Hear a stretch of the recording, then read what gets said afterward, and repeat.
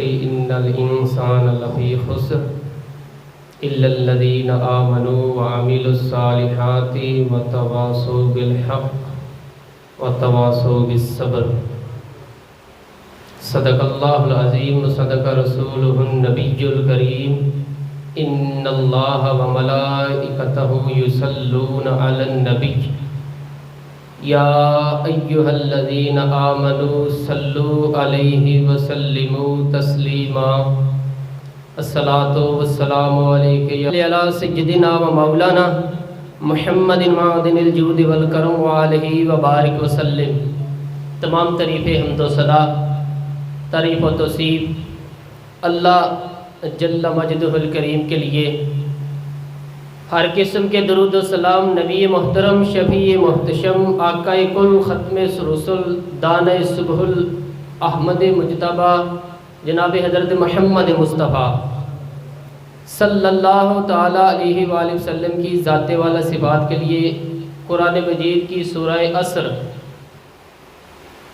صحابہ کرام علیہم رضوان کی یہ عادت تھی کہ جب کسی سے ملاقات کرتے تو السلام علیکم کے بعد سورہ عصر کی تلاوت کر لیتے تھے. اس کا مقصد دلوں کو سبق یاد کرانا ہوتا تھا، نئے سرے سے عزم نو کرنا ہوتا تھا. اس سورت کے مضامین ایک دوسرے کو یاد کرانا مقصد تھا. سورہ بڑی معروف ہے اور قرآن مجید کی الفاظ کے لحاظ سے مختصر صورتیں ہیں جو ان میں سے ایک ہے.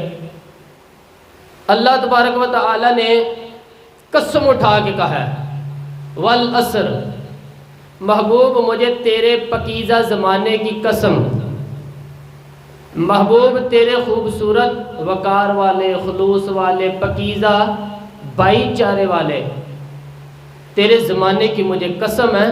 ان الانسان لفی خسر، بے شک انسان نقصان میں ہے. مطلق فرما دیا، تاکید لگا دی. ان الانسان لفی خسر، بے شک انسان نقصان میں ہے. یا اللہ سارے؟ فرمایا الا الذین سوائے ان لوگوں کے. کون؟ جن میں چار خوبیاں پائی جائیں.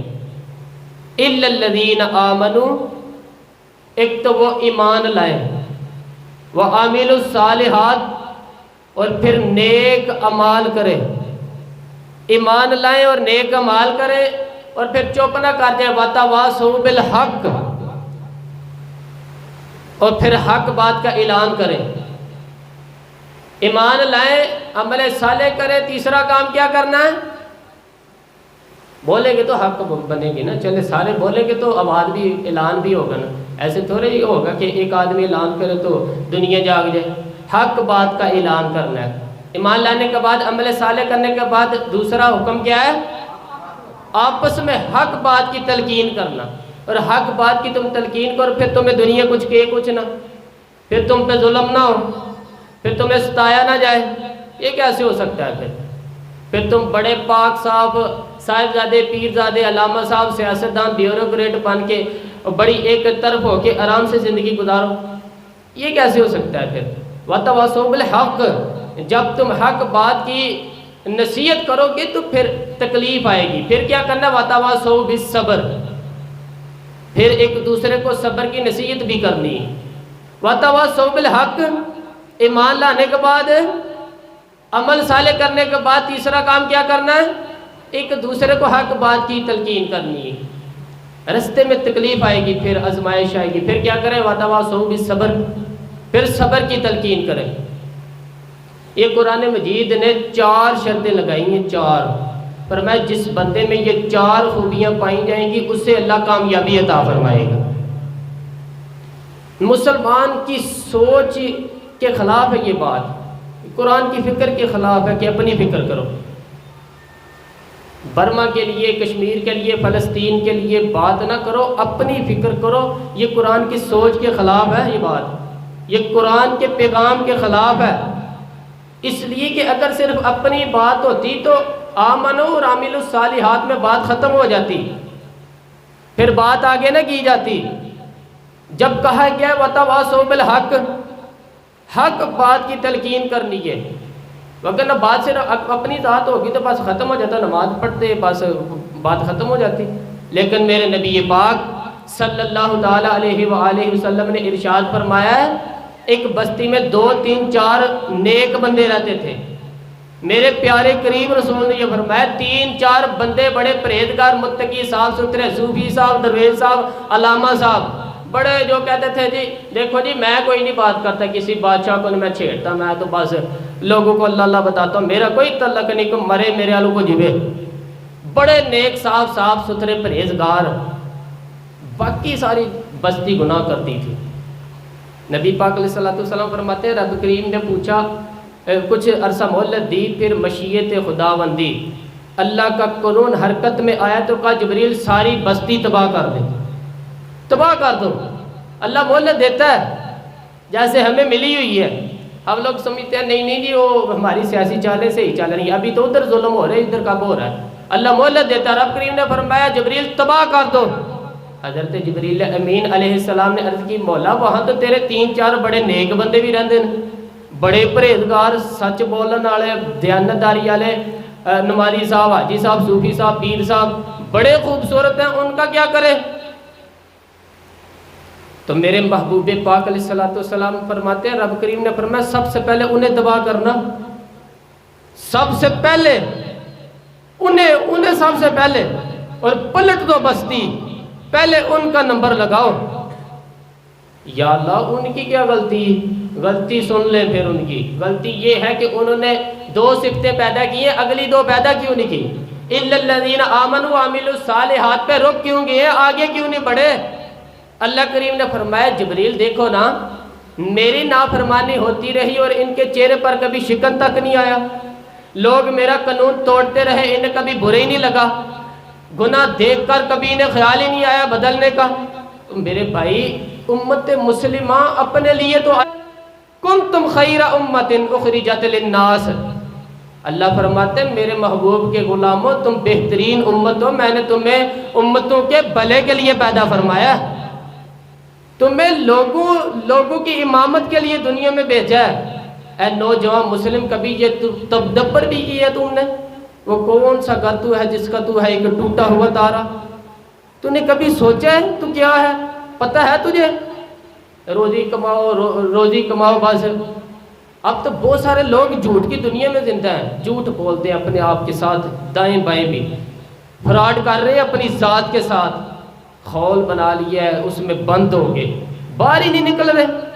اپنے ملک کی سوچو، اپنی بات کرو۔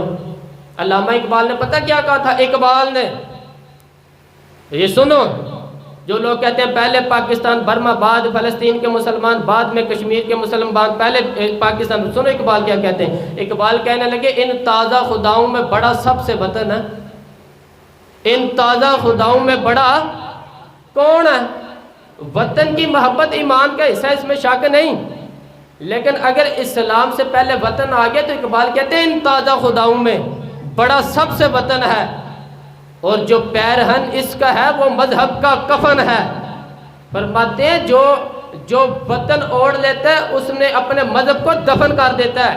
سب سے پہلے پاکستان نہیں، سب سے پہلے رسول اللہ کا دین ہے، سب سے پہلے قرآن ہے، سب سے پہلے نبی پاک علیہ السلام کا فرمان ہے، سب سے پہلے امت مسلمہ ہے۔ ان تازہ خداؤں میں بڑا سب سے وطن ہے، جو پیرہن اس کا ہے وہ مذہب کا کفن ہے۔ اور اقبال کہنے لگے قوم مذہب سے ہے، مذہب جو نہیں تم بھی نہیں، قوم مذہب سے ہے، مذہب جو نہیں، کوئی نہیں سمجھ آ رہی ہے آپ کو میری بات؟ قوم کس سے ہے؟ پاکستانی ہونے سے، پنجابی ہونے سے، سندھی بلوچی پٹھان ہونے سے نہ، قوم مذہب سے ہے، اور مذہب جو نہیں تم بھی نہیں۔ یہ کیسے ہو سکتا ہے کہ مذہب نہ ہو تو بندہ زندہ رہے؟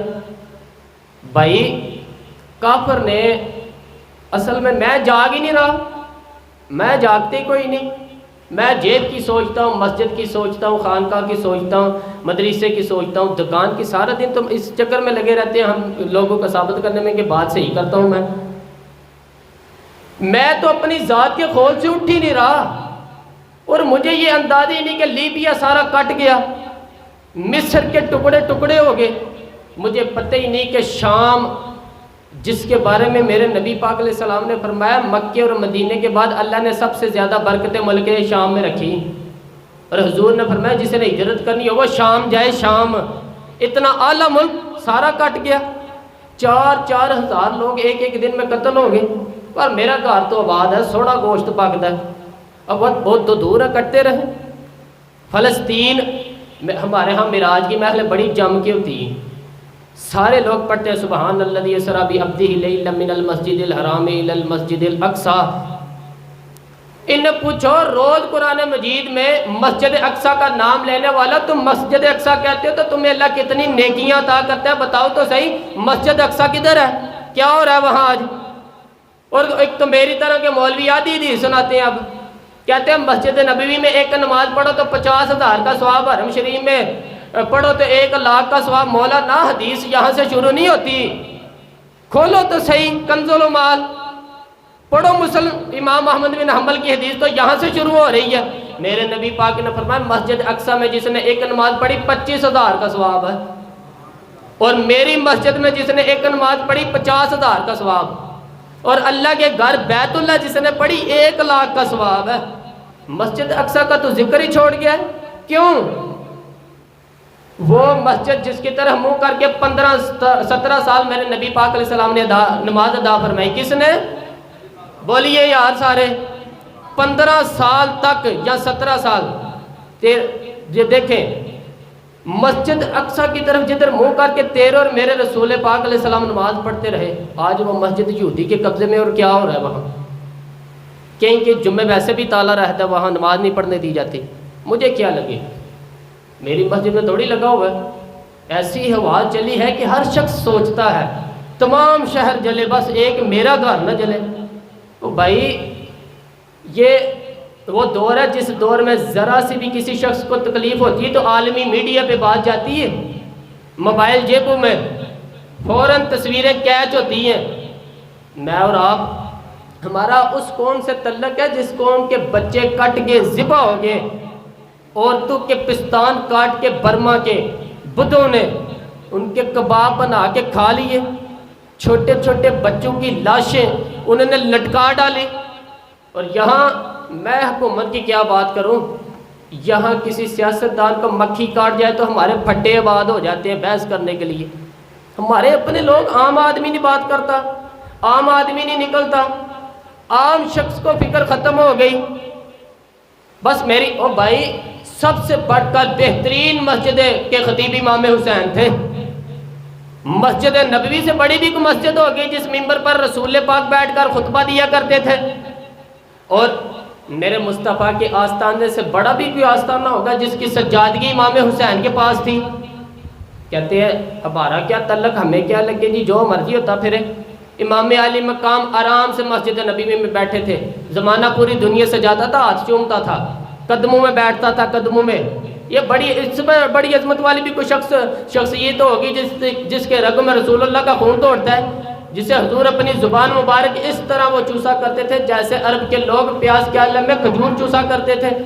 اتنا بڑا بھی کوئی شخص ہو سکتا ہے، لیکن جب دین پہ کڑا وقت آئے تو حسین نے مسجد کی خطابت نہیں بچائی، آستانہ نہیں بچایا۔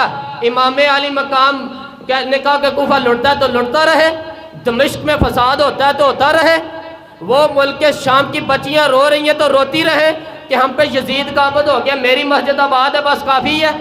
نہ، امام حسین نکلے اور نکل کر کے کہنے لگے جنت البقیع والی جگہ پہ کھڑے ہو کے، یا رسول اللہ میں جا رہا ہوں اور آپ کے لیے جا رہا ہوں، اس لیے کہ مجھے اس شام کو بچانا ہے جس شام میں رسول اللہ کا کلمہ پڑھنے والے لوگ بستے ہیں، مجھے کوفہ، دمشق، مصر کے لوگوں کو بچانا ہے۔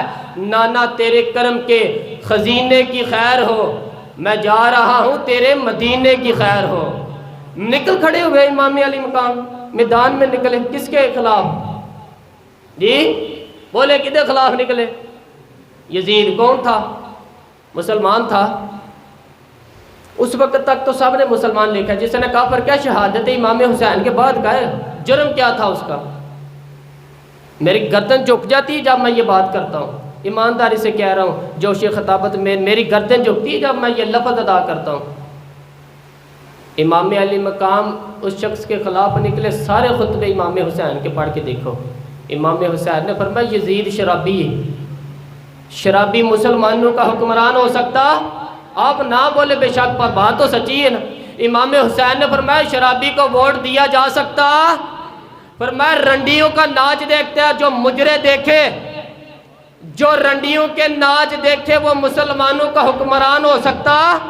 امام حسین میدان میں نکل گئے اور 18 سال کے لیے اکبر سمیت 6 مہینے کا لیے اصغر دے دیا، لیکن شرابی کو برداشت، بے حیا کو برداشت تو میں کیسے کر لیتے ہیں؟ دوستی قاتل سے بھی، مقتول سے یارانہ بھی، اپنی جیب سے فلیکسیں چھپوا کے ظالموں، جابروں، بدماشوں کو ووٹ دیتا ہے۔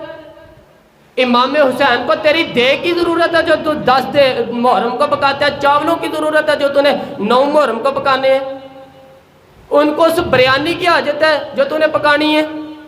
میرے گھر میں فلاں MNA MPA صاحب آگے جے تھی، امام حسین کے گھر کے اندر یزید نے پیغام بھیجا، اسے نے کہا جیسے کہو گے کر لوں گا، جتنے پیسے کہو گے دے دوں گا، جتنی مسجدیں کہو گے بنوا دوں گا، جتنے ادارے کہو گے تعمیر ہو جائیں گے۔ آپ نے فرمایا نا، مسجد مدرسے اس وقت تک آباد رہتے جب حکمران صحیح ہوتے، اور جب حکومتیں غلط ہوتی ہیں تو جو مساجد پھر آباد، پھر مدارس کی آباد کاری ہو ہی نہیں سکتی۔ میں دین میں نیا رکھنا ڈال دوں، امام علی مقام کھڑے ہو کے پھر میں کیا کروں؟ حکومت کا کیا کروں؟ حکومت کی سے کیا کہوں؟ اگر میری ملت کے اپنے جوان کے موبائل میں رنڈیوں کا ناچ ہو تو 10 محرم کو تو امام حسین کربلا میں تڑپ جاتے ہوں گے۔ اگر 9-10 محرم کو جو نکلا امام علی مقام کی بات کرنے کے لیے، وہ نوجوان اگر سگریٹ کا، شراب کا، بدماشی کا عادی ہو تو حضرت علی اصغر تو کہیں گے نا میری قربانی کا کیا بنا؟ وہ تو نکلے تھے عریانی اور فحاشی کے خلاف، اور اگر ملت کا جوان روز چوک میں کھڑے ہو کے لڑکیوں کو تاڑتا ہو تو حضرت علی اکبر تو اپنی قبر میں روتے ہوں گے کہ یہ اس قوم کے لیے ہم نے جان دے دی جو آج جدیدی طریقوں پہ عمل کر رہی ہے، وہ جو ساری رات گند دیکھ کے سوتی ہے، جو ساری رات بے حیائی، فحاشی اور عریانی میں لگی رہتی ہے، ان لوگوں کے لیے جان دے دی۔ اتنا ظلم ان شہیدوں کے ساتھ 10 محرم کو دیکھ پکا کے کہتے ہیں میں امام حسین کا ماننے والا ہوں۔ میں نے اس دن بھی کہا تھا میں امام علی مقام سے پیار کرنے والا ہوں۔ او بھائی نہ درنگی چھوڑ کے یک رنگ ہو جا، سراسر موم ہو جا یا سنگ ہو جا، امت مسلمہ کو بیدار ہونا پڑے گا۔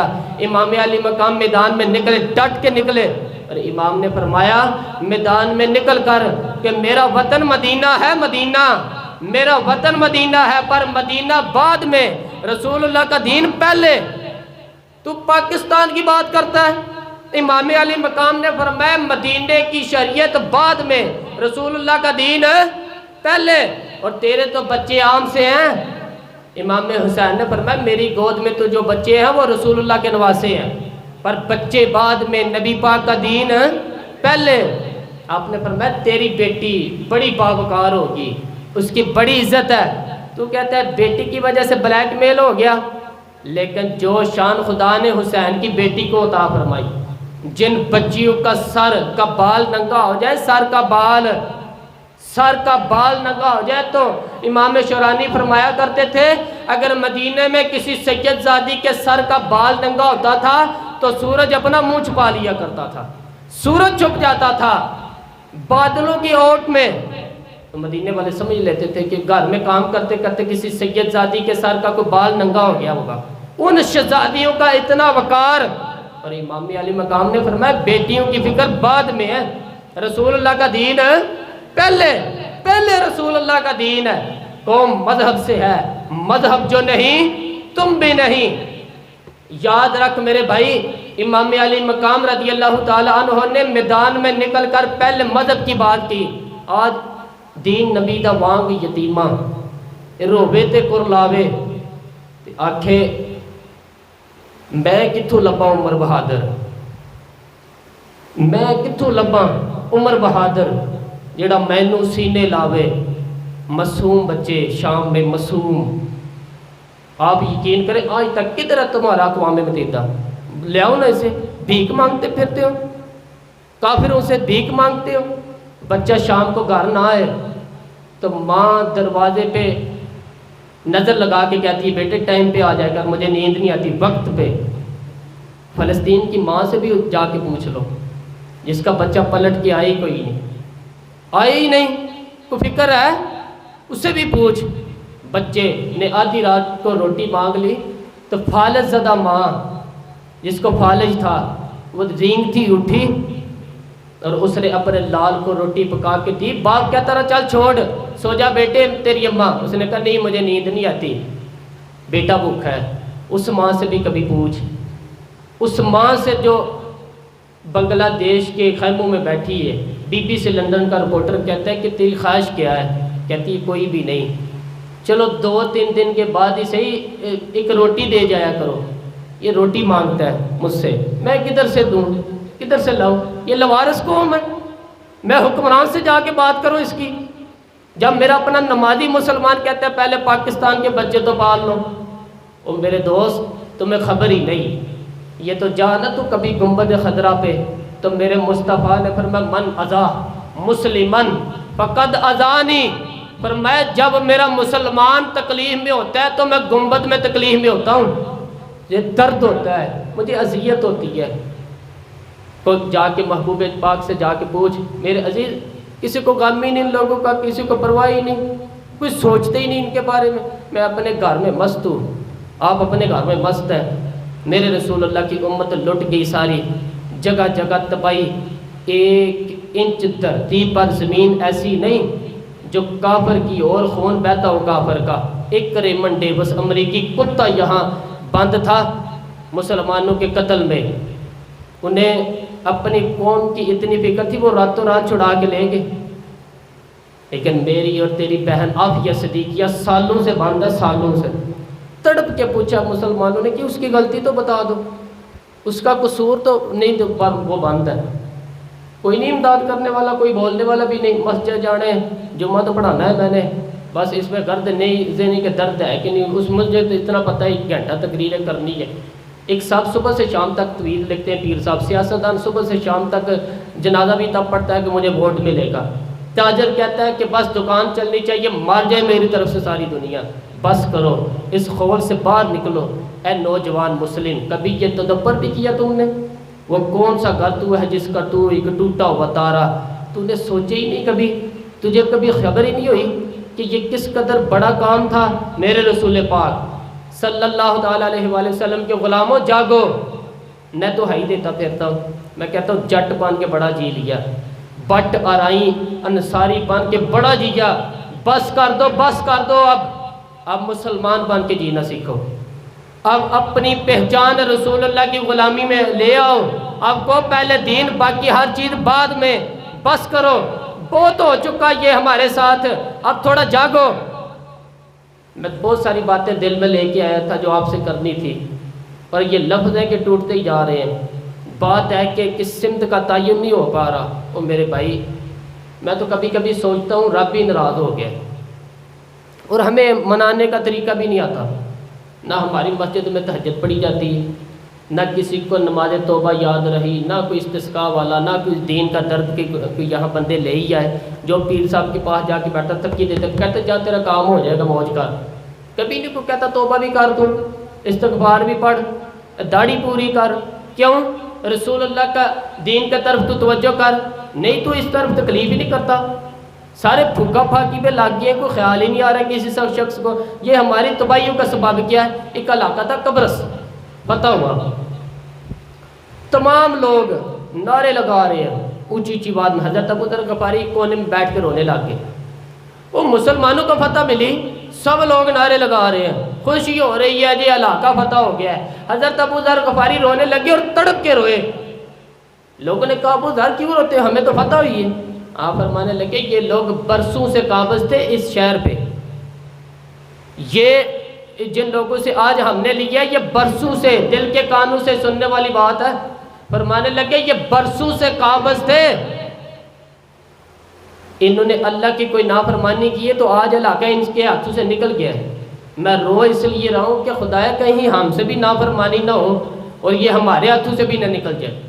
شام نکل نہیں گیا ہمارے ہاتھوں سے سارا، لیبیا نکل نہیں گیا، مصر نکل گیا، عراق نکل گیا، افغانستان نکل گیا، فلسطین میں جو ہو رہا ہے وہ آپ کو پتہ ہی ہے، بلا واسطہ ہر جگہ کافر کا ڈیرا ہے، وہ رو رہے ہیں، کہتے ہیں جب قوم اللہ کی نافرمانی کرتی تو علاقے نکل جاتے ہیں، تڑپ رہے ہیں، ہمیں کوئی فکر ہی نہیں، کوئی نہیں رویا مصر کے جانے پر، کوئی نہیں رویا لیبیا کی تباہی پر، شام کے بچوں پہ کوئی نہیں رویا، ہم لوگ یہاں عید مناتے رہے، عید پر لوگ نئے کپڑے لیتے رہے اور برما کے مسلمانوں کو کفن تک نصیب نہیں ہوا، کوئی نہیں تڑپا ان لوگوں پر، کسی کو خیال ہی نہیں آیا۔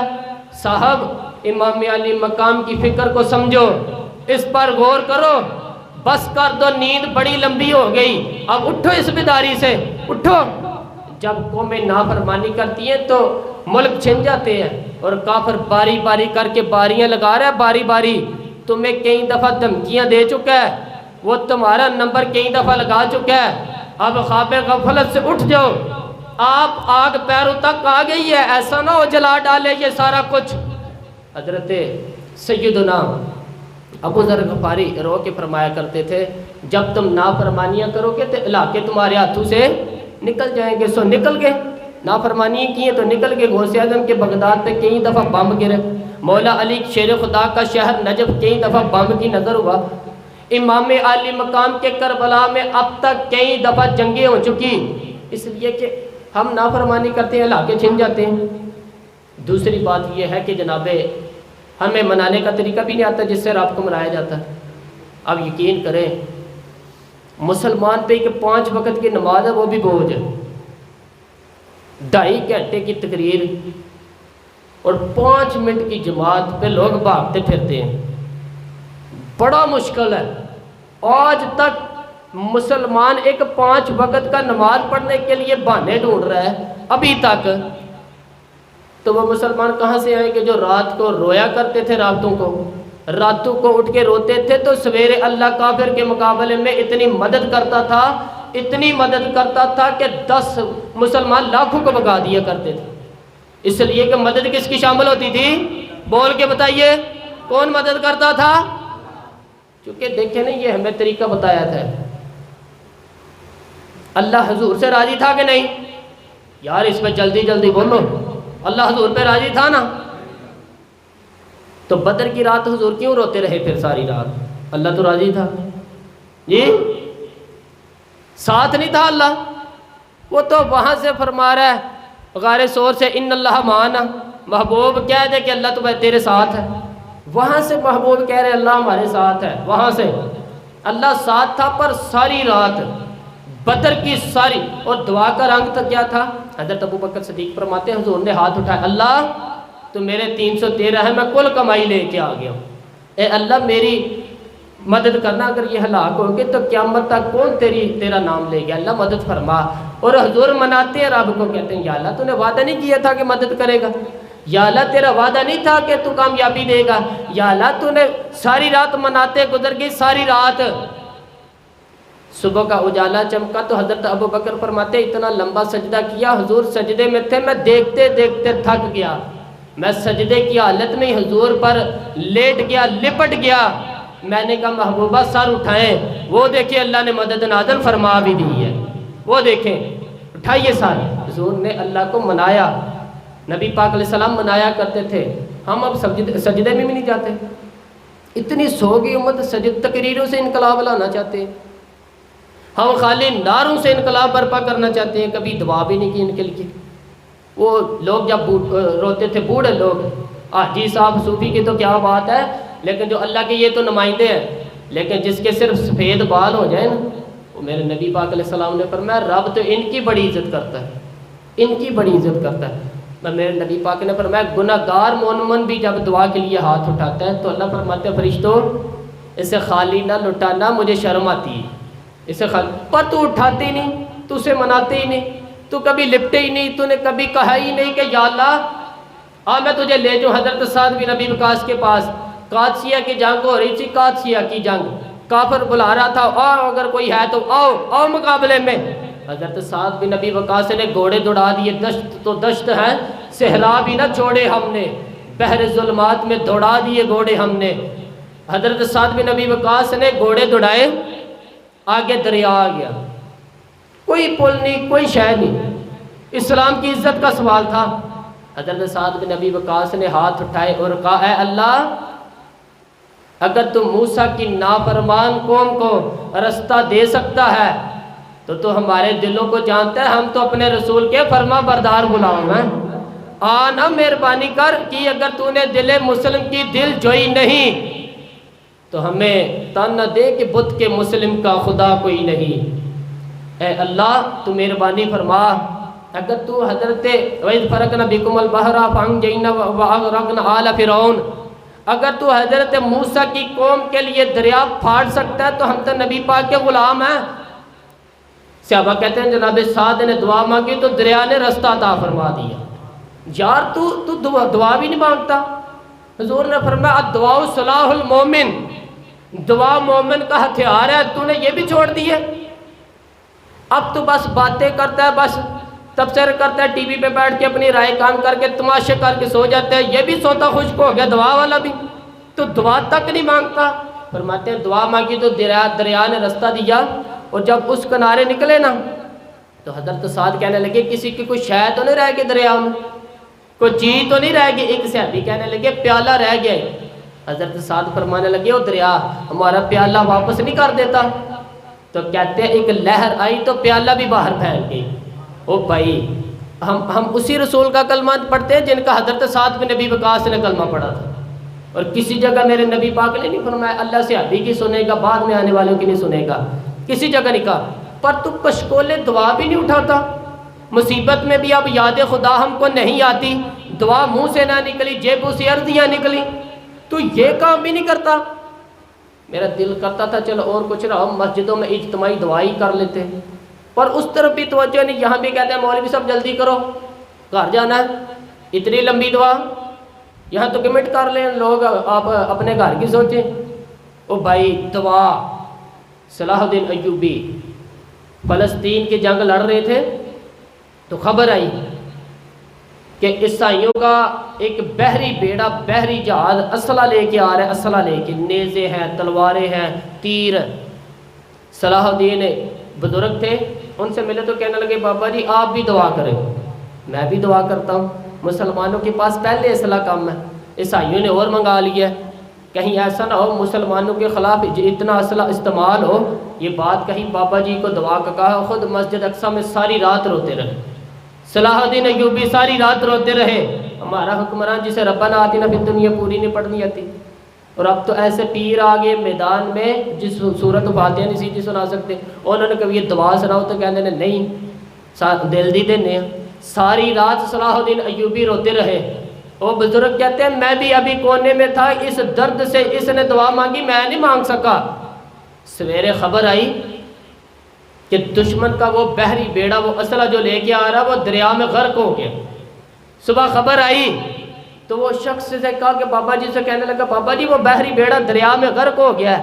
تو بابا جی رو پڑے، کہنے لگے دریا میں غرق نہیں ہوا، صلاح الدین ایوبی کے آنسوؤں میں غرق ہو گیا، اس کے آنسوؤں میں وہ غرق ہو گیا، اس نے رب سے دعا ہی ایسے مانگی تھی، اس کے آنسوؤں میں وہ غرق ہوا۔ دعا بھی نہیں مانگتا میرے بھائی مسلمانوں کے لیے، تو دعا بھی نہیں مانگتا۔ امام حسین میدان کربلا میں تھے، ایک عربی کہتے ہیں 3 دن پانی بند رہا ہے، روٹی بند رہی ہے، پر قرآن پاک کی تلاوت 1 منٹ کے لیے بھی بند نہیں ہوئی، دعا اور التجا 1 منٹ کے لیے بھی بند۔ حسین کے خیمے سے یہ آواز بار بار آتی رہی، یا اللہ استقامت بھی دے اور صبر بھی عطا فرما۔ دعا کا رستہ بند، تلاوت بند نہیں ہوئی، اللہ کی بارگاہ میں سجدے بند نہیں ہوئے۔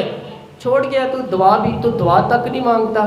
دعا تو انقلاب برپا کر دیتی ہے، دعا تو حالات بدل دیتی ہے، دعا تو تبدیلی لے آتی ہے۔ کوئی بیٹھا ہوا مجھے دور دعا دیتا ہے، بس دعا دیتا ہے، فقط ایک دعا دیتا ہے۔ کوئی بیٹھا ہوا مجھے دور دعا دیتا ہے، میں ڈوبتا ہوں پر سمندر اچھال دیتا ہے۔ بھائی تو دعا بھی چھوڑ گیا۔ پہلی بات آپ کی خدمت میں یہ ہے کہ جاگے مسلمان بنے، دوسرا کچھ نہیں کر سکتے تو دعا تو کر سکتے ہیں، دعا کا رستہ بنائیں۔ اور پھر میرے نبی پاک صلی اللہ علیہ وآلہ وسلم نے 2 باتیں فرمائی، کان کھول کے سن لیں یہ 2 باتیں۔ حضور نے فرمایا ایک وقت آئے گا کہ میری امت کے خلاف کافر ایک دوسرے کو آوازیں دیں گے آؤ مسلمانوں کو ماریں، آؤ مسلمانوں کو ماریں. تو صحابہ نے کہ یا رسول اللہ کیوں، ہم تھوڑے ہو جائیں گے؟ فرمایا نہیں تم بہت زیادہ ہوں گے. 56 اسلامی ملک ہے دنیا میں، کتنے بول کے بتائیں. اتنا سا بھرم ہے، فلسطین بھی، اسرائیل بھی. کسی غیر مسلم کا کتا مار جائے تو یہ چیخ پڑتے ہیں، اور یہاں کہتی ہے اقوام متحدہ جی وہ ہمیں داخل نہیں ہونے دے رہا. تو بند کرو پھر اسلامی کونسل، تحلیل کر دو، اقوام متحدہ ختم کرو. جب تمہاری کوئی سنتا نہیں تو بنائی کیوں؟ یہ مسلمانوں کو پریشرائز کرنے کے لیے.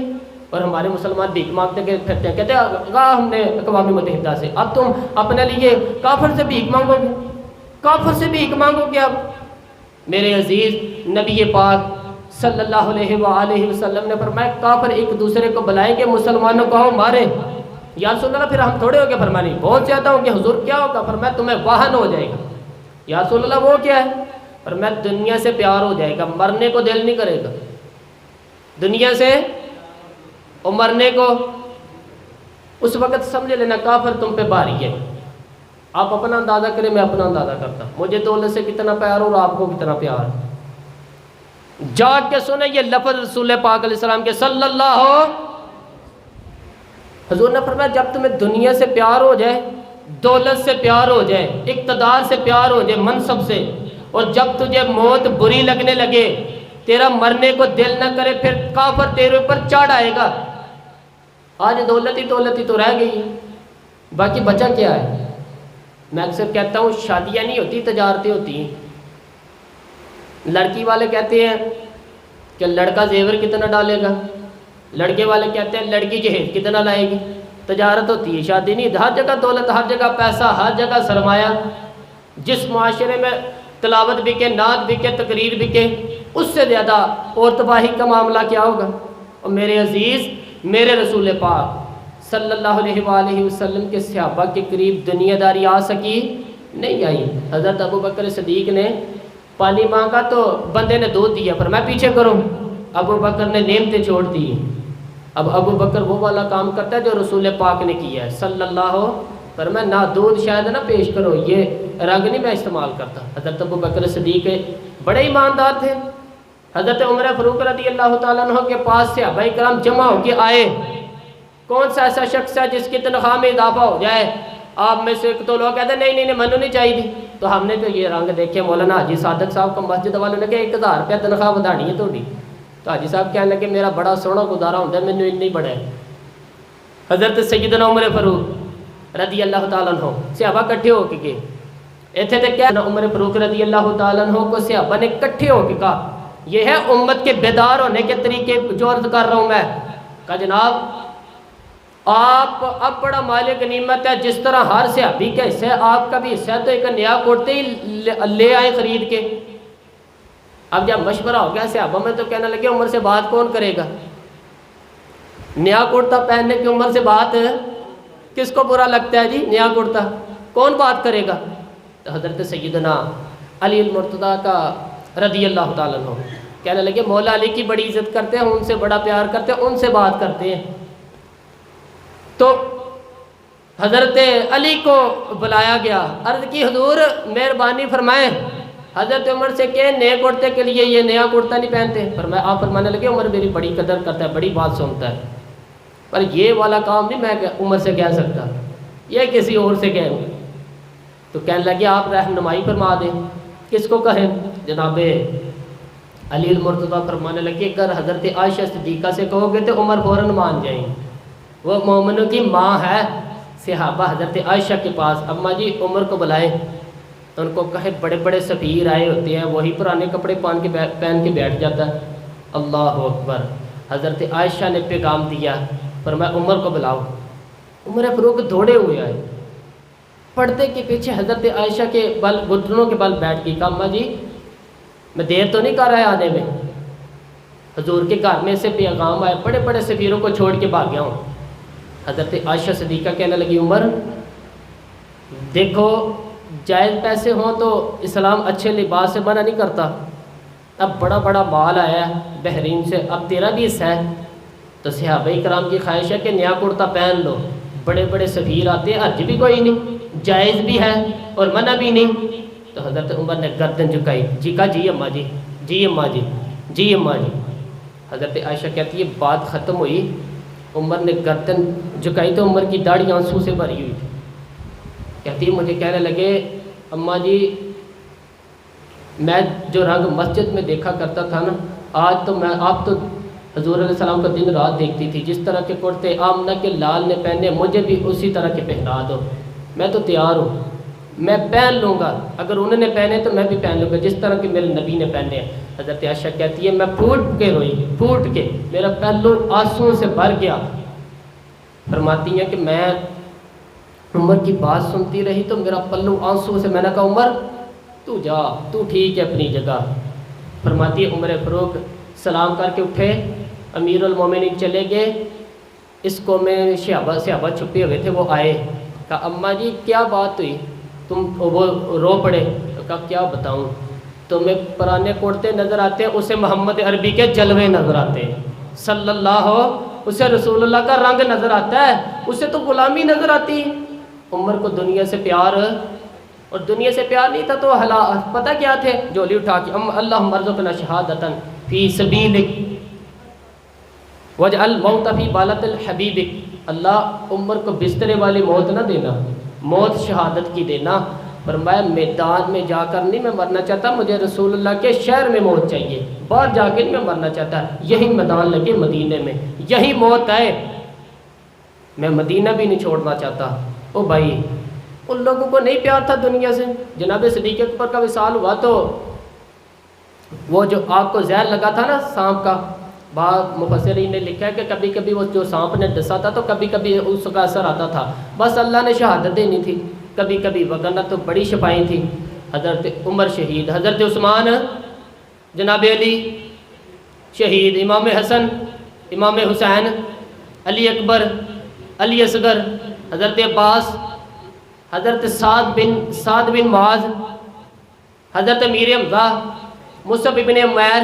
میرے محبوب نے تو لسٹ بنائی تھی شہیدوں کی، لسٹ بنائی شہیدوں کی، شہادت سے پیار کیا رسول اللہ صلی اللہ علیہ وآلہ وسلم کے غلاموں نے، پیار کیا شہادت سے، اس لیے تو کافر اٹھ نہیں سکا۔